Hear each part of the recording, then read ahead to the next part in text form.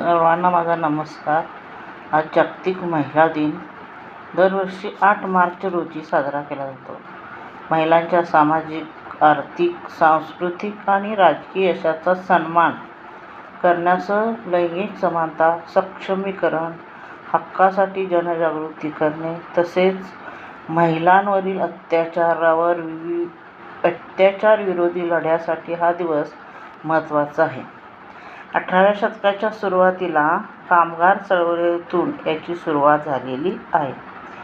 आजच्या आदिशक्ती तू, प्रभूची भक्ती, झाशीची राणी, मावळ्याची भवानी तू, प्रयत्नांना लाभलेली उन्नती तू, आजच्या युगाची प्रगती तू. आंतरराष्ट्रीय महिला दिनाच्या सर्वांना हार्दिक शुभेच्छा.